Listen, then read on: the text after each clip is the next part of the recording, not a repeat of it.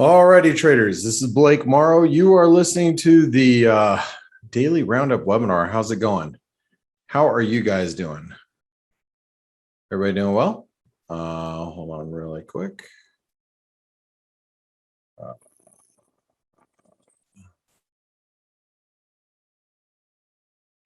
Check something really fast.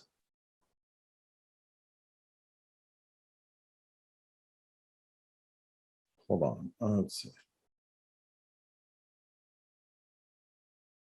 Okay. All right. I think we're good. Let's see. Jason says doing great. Alex says fine, and you? Rick said going good. Fantastic. I am awake. Let's just put it that way. I am awake. I am, it's interesting to see this crypto move. The crypto market just started to really sell off here. Actually, I'm not going to show a video today. Sorry. Okay. So the crypto market just took a really nasty spill, and it's recovered. Ethereum was down like 20 some odd percent earlier. It's bounced back, towards 3,400. But man, this is pretty dicey area for like, you take Ethereum and Bitcoin. And the reason why I say that is because we've now, really solidly had made lower highs, right? Bitcoin, Ethereum. That's a nasty sell-off. And so I think you got to watch Ethereum right here. Let me just see, breaking down. You gotta watch it if Ethereum breaks below like 3,000. Bitcoin, obviously this support's gonna be pretty key here. That has been, that 42.5 level has been such a big level for us, if you guys recall.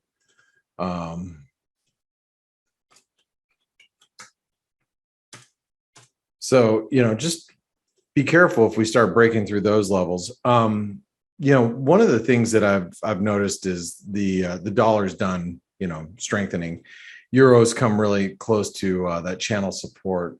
So I still feel, if you go back to like my week ahead video, all right, I'm just gonna reiterate what I said then.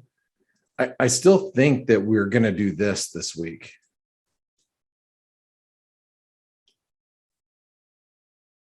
$118 and back to like 118.50, and then we're going to be mid range by, today's Tuesday.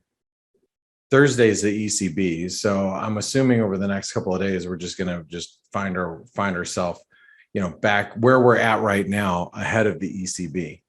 But I feel that the dollar is not finished yet. One of the things that's holding up the dollar, in my opinion, is that, you take the NASDAQ's bouncing back aggressively. Look at that bounce back. S&Ps are heavy, Dow's heavy, but, with the NASDAQ bouncing back, the dollar is just kind of stalled, right? Cable, still trading pretty heavy down here. I think the cable looks, vulnerable. The Aussie, false breakout. I still feel that if I can get I have a sell order for the Aussie at 74.13. I'm going to leave it out there for like another 24 hours or so. But if I can get them, if we can get a move back up here, I am going to be a seller of the Aussie. Kiwis, trading a little heavier, but also probing some pretty key support. Let's see this level right here. This has been pretty pivotal for a while, right? Okay, so that comes in right here at 71 cents basically. I mean, yeah, we probe below, but you can see how important it is. So if we broke today's lows, that would suggest that the Kiwis are ready to come under a little pressure, which I wouldn't mind, being that I'm long Euro New Zealand. Dollar Canadian spiked up to, we wrote down as resistance. 126.50. We went as high as 126.43, and we're obviously backing off a little bit. So if you're long, just keep that in mind. What's holding up fairly well is the US dollar Mexican peso, which I'm surprised given that, risk appetite looks like it's stabilizing here. So the dollar Mexican peso is not too far off of its highs right now. Dollar Norway continues to, struggle as we approach that 873, 872 level. And the dollar yen, this is, kind of irritating to me because false breakdown, come back to the to triangle top, invalidated my pattern in play, but I can't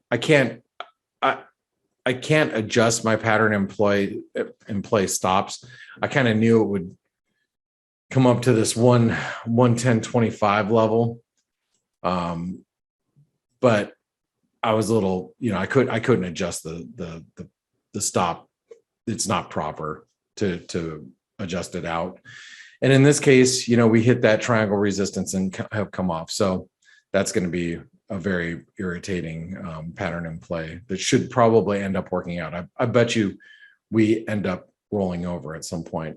One of the other things, look at these precious metals. They are trading really heavy. I mean, here's gold. Gold should be finding support pretty soon. This is the broken trend line. So that comes in at 1790, right? 1790, that should be support. So we're getting close, but the flip side of that is if we break through that, we should trade back towards 1870. Silver's obviously at risk too, because if we break through this 2395 level, that's going to take us back towards 23. Other than that, everything else is fairly quiet after that crypto move that we saw. But that's pretty much it. Lorraine says, I can't see you. I know, because I turned off the video. See, here's the video.